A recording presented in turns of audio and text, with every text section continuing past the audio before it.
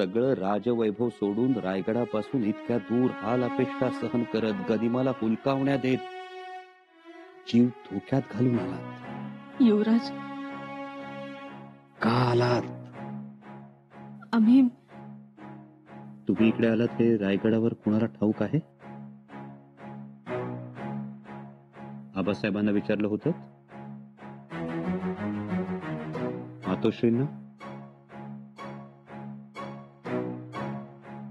म्हणजे तुम्ही इकडे आलात हे कुणालाच ठाऊक नाही? येसू येसू रायगडावर सगळे चिंता करत असतील आता. एवढी काय तातडी होती म्हणून तुम्ही अशा जीवावर उदार होऊन इकडे आलात? युवराज, आम्ही आलो नसतो तर आबासाहेब आले असते. निघालेच होते ते. शंभूराजांचं मन वळवणाऱ्या होत्या हौस आहे. आता त्यांच्या माघारी आबासाहेब आम्हाला भेटायला येणार होते? कसे आहेत आबासाहेब? कसे असणार? खूप काळजी करतात हो तुमची. रात्रभर त्यांच्या डोळ्याला डोळा लागत नाही. जेव्हा बघावं तेव्हा त्यांच्या महालाच्या खिडकीतून उजेड येत असतो. पण पहाटे कधी कधी झोप लागते, पण पुन्हा सकाळी सदरेवर येऊन गुप्तहेरांना सूचना देत असतात. आबा,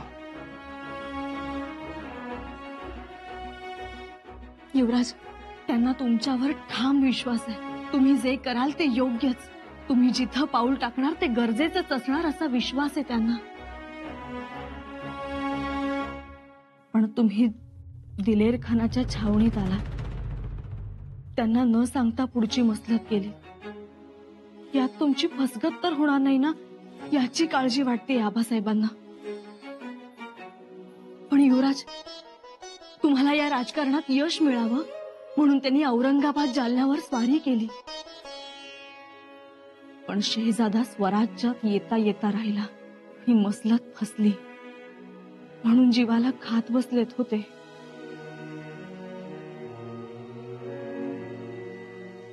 अजून काय बोलतात आमच्याबद्दल? अजून काही बोलत नाही. पण हल्ली गडावर छत्रपतींपेक्षा त्यांच्यातील छत्रपिता जाणवतो आम्हाला. आसुसलेत हो तुम्हाला बघायला. तेच येणार होते इथे. पण तुम्ही आलात. का आलात येसू? माहित नाही. कसे आलो ते माहित नाही. काय होईल ते माहित नाही. पण आलो. मातोश्री कशा आहेत? धाकट्या मातोश्रींच्या महाली देव पाण्यात आहे. लेकराच्या काळजीनं आईचं जे होतं ते झालं युवराज त्यांचं. डोळे तुमच्या वाटेकडे लागलेत. जीव कासावीस झालाय त्यांचा. खाण्यापिण्याकडे लक्ष नाही. जिथे बसतात तिथे तुमची आठवण काढतात. डोळ्याला पदर लावलेला असतो. समजावण्या पलीकडे आहे त्यांचं.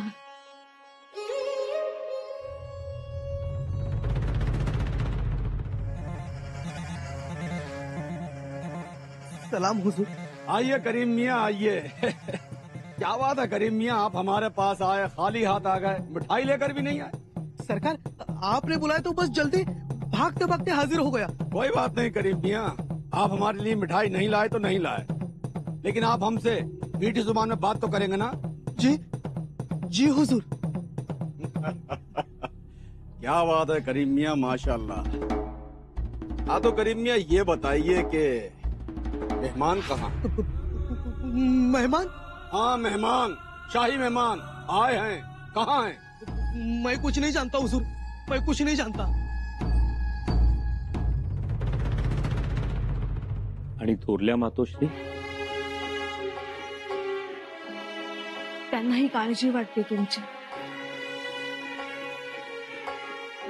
पण तुम्ही दिलेर खानाच्या छावणीत आलात याचा राग आलाय त्यांना. पण त्यातही मायाच आहे. बत्ताशीबाईंचाही घोर लागलाय त्यांना. का गेल्या, का ठेवून घेतलं, त्यात त्यांना अफवाही खऱ्या वाटतात. मग चिडतात.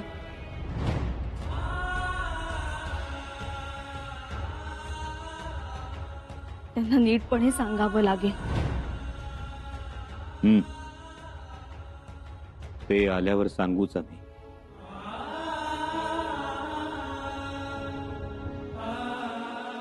बाळराजे कसे?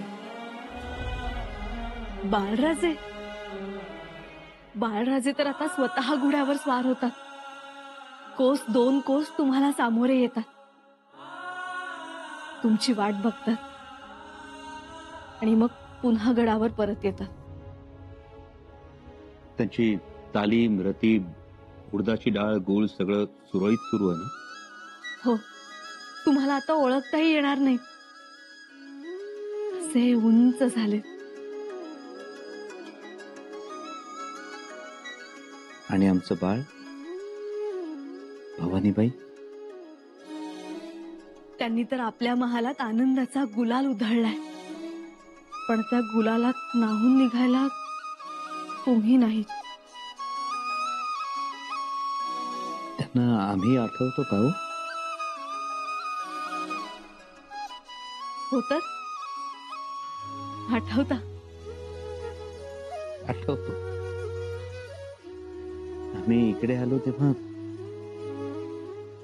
इटुकल्या चिमुकल्या होत्या. हो ना. मोठ्या झाल्या असतील ना?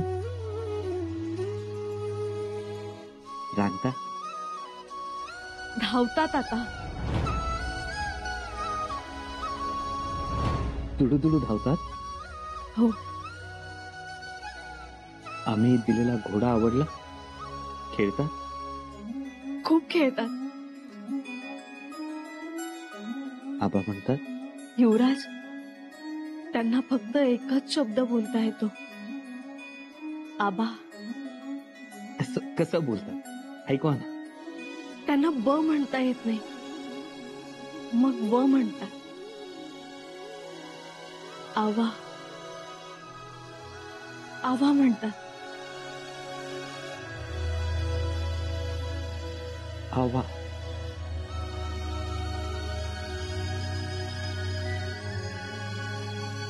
आवा. तो जलेबी लेने कौन आया था करीम मियाँ? कोई नहीं आया हुजूर. तो गांव में मेहमान नहीं है. नहीं हुजूर. मेहमान तुम्हारे घर में बैठे हैं, और जब मेहमान तुम्हारे घर में बैठे हैं तो मिठाई लेने कौन आएगा करीम मियाँ? ये झूठे झूठे हुजूर, बिल्कुल झूठे. अच्छा, ये तो सच है ना करीम मियाँ कि तुम्हारी बेगम गई थी बाजार सिंदूर खरीदने के लिए? कहाँ जा रही हो? वो मेहमान लोगों को सिंदूर चाहिए. क्यों? उनके रस्म रिवाज के मुताबिक सिंदूर लगाना जरूरी होता है, और हर शादीशुदा औरत अपने खाविन के नाम का सिंदूर लगाती है. उनके पास नहीं है, और अपने घर में कहाँ से होगा? अरे सुनो तो. मैं अब भी गई और अब भी आई.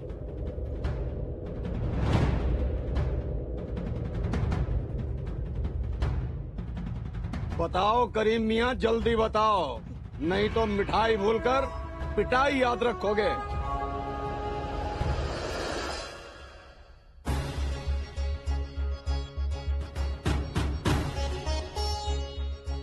येसू, तुमच्या डोळ्यात अश्रू?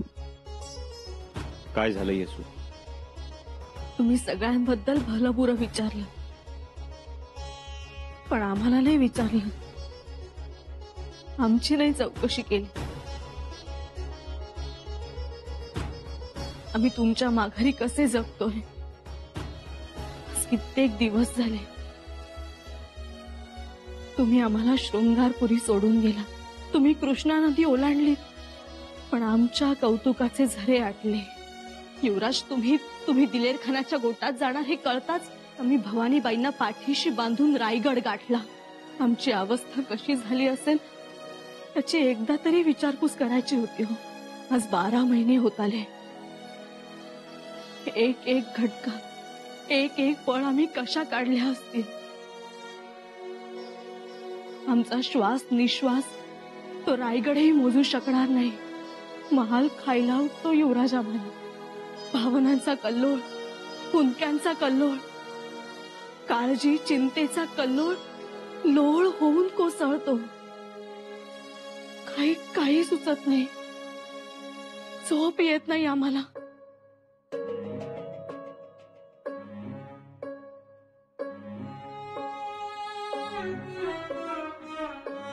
तुमच्या या त्यागाबद्दल आम्हाला आदर आहेच.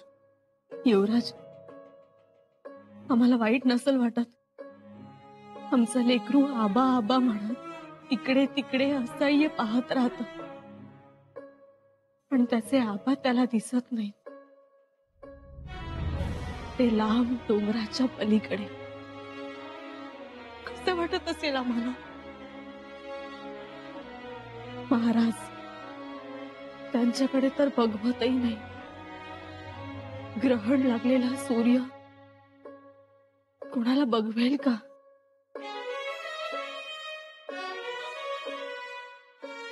युवराज, आम्हाला सगळं सगळं कळतंय हो, पण आमचं दुःख आम्ही कोणाशी बोलावं? येसू कल्पना आहे आम्हाला. एखाद्या गरजणाऱ्या ढगाचा भरून आलेल्या आभाळाला किंचित जरी धक्का लागला ना, तरी त्या आभाळाच्या हृदयात जाळ होऊन त्याला विजांचे तडे जातात, हे जाणतो आम्ही. येसू, त्यानंतरच पावसाच्या धारा सुरू होतात ना?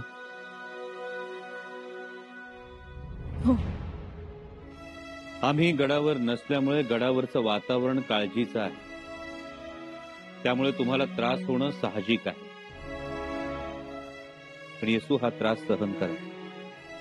आमच्यासाठी नाही, स्वराज्यासाठी.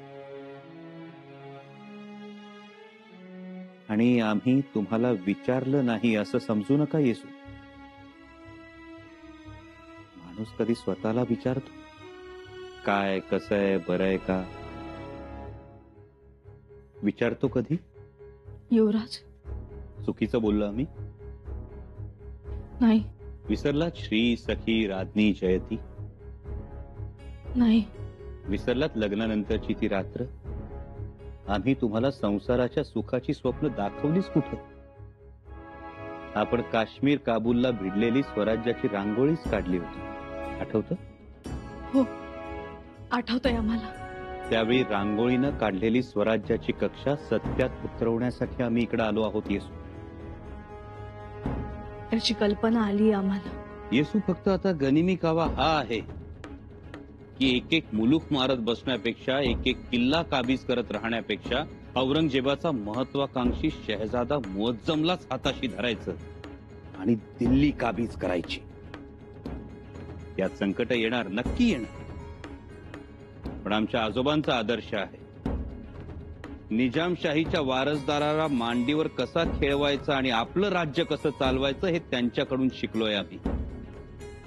त्यांनी निजामशाही मांडीवर खेळवली, आम्ही मोगलशाही मांडीवर खेळवू. परंतु तुम्ही खूप मोठं धाडस केलं. धाडस तर आमच्या आजोबांनी केलं, म्हणून आमचा दबदबा. पण या क्षणी औरंगजेबाचं बळ मोठं आहे असं वाटतंय. साल्हेर मुल्हेरला आमच्या आजोबांनी दिल्लीच्या बादशहाचा पूर्वीच धुवा उडवला होता. आमच्या आबासाहेबांनी सुद्धा तेच राजकारण केलं. एवढंच नाही येसू, तर जे सिंहासन, जे तख्त काबीज करायचे ते तख्त आमच्या आबासाहेबांनी आम्हाला केव्हाच दाखवून ठेवलंय. ढाण्या वाघाप्रमाणे झेप घेऊन ज्याचं नरडं फोडायचंय तो औरंगजेब सुद्धा दाखवून ठेवलाय. आम्ही थोडेच थांबणार होतो स्वराज्याच्या सीमेत. युवराज, आम्हाला तुमचं सगळं मान्य आहे, पण आम्हाला अंधार दिसतोय. येसू, तुम्हालाच नाही, सगळ्यांनाच अंधार दिसतो आहे. पण एक गोष्ट ध्यानात ठेवा, अमावस्या जेवढी जवळ असते तेवढीच प्रतिपदेची चंद्रकोर सुद्धा जवळ असते, जी कलाकलानं वाढत जाते. आणि ही चंद्रकोर प्रतिपदेचीच, हिलाल नव्हे. हे त्या औरंगजेबाला ठणकावून सांगणार आहोत आम्ही, आणि इथून नाही, दिल्लीत जाऊन सांगणार आहोत. जाल, तुम्ही दिल्लीत जरूर जाल आणि दिल्ली काबीजही कराल, यात आम्हाला अजिबात शंका नाही. तुम्ही ते लीलया करून दाखवणारच. पण युवराज, रायगड व्याकुळ झालाय हो आता. डोळ्यात प्राण आणून तुमची वाट बघतोय तो. भवानीबाईंच्या बोबड्या बोलातील आवा आणि लहान थोर रयतेचा छावा, या सगळ्यांना तुमचा इंतजार. युवराज, आपल्या घरातील सुखाची लिपी पुसली जाते. आनंदाचे उमाळे आता आटू लागले. कारस्थान आणि कावे सत्याच्या पंक्तीला बसू लागले. युवराज चला, इथे थांबू नका. उभं आयुष्य तुमच्या हाती आहे. भगवा हाताशी आणि तलवार मनगटाशी आहे. शिवाय आबासाहेब पाठीशी आहेत. मग त्या दिल्लीची काय तमाती. चला रायगडी चला. तो हात उभारून तुमची वाट बघतोय, तुम्हाला बोलावतोय.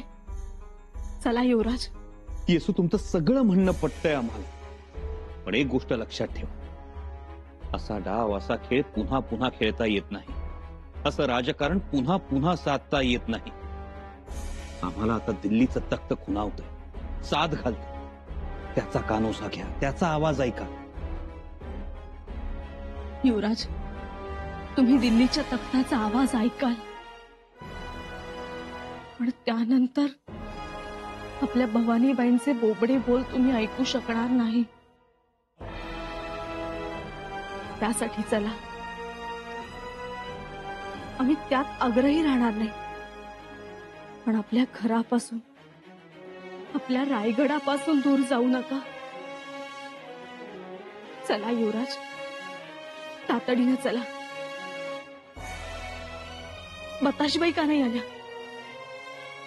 त्या का मागे राहिल्या? पोचतीलच एवढं. आम्ही त्यांना सांगितले तातडीने या म्हणून. म्हणजे त्या आल्या की लगेच निघायचं ना? हो, तुम्ही अत्नीत आल्यावर आम्हाला जाणवलंच होतं आमच्या घोड्याला लगाम लागल्यासारखं. चला तातडी करा. चला. जशी आज्ञा राणीसाहेब.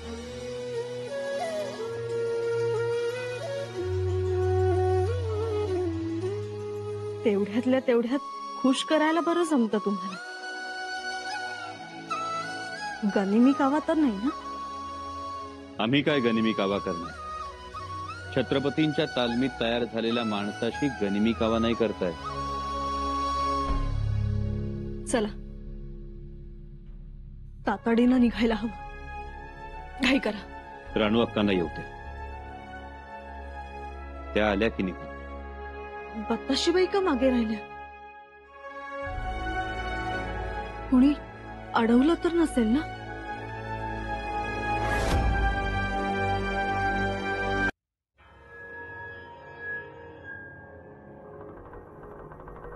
कब उठेंगे शंभू राजे? और कब तक मैं यहाँ ऐसे खड़ा रहूं? चलो मुल्ला, चलते हैं। लेकिन वहां दिलेर खान और 2 काम बताएंगे। वापिस वही बात। ऊपर से खान सब पूछेंगे कि शंभू राजे उठे कि नहीं, निगरानी करते हो कि नहीं। देखो, झंझट ही झंझट है मुल्ला अहमद। उससे अच्छा यहीं पर बैठते हैं, संभा के उठने का इंतजार करते हुए।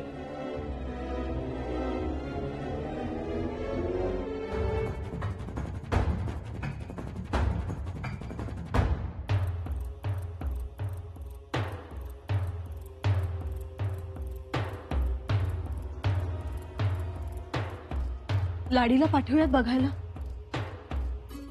बताशीबाई अजून आल्या नाही.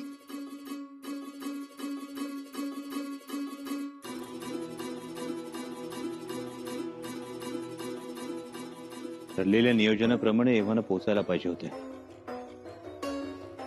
मग काय झालं असेल? निघाल्या असतील? वाटेत असतील का?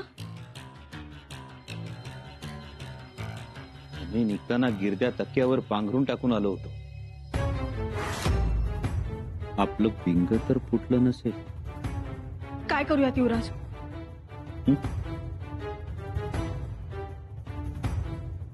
थोडा वेळ थांबू, नाहीतर लाडीला पाठवूच. बहिर्जी काकांचाही काही निरोप नाही अजून.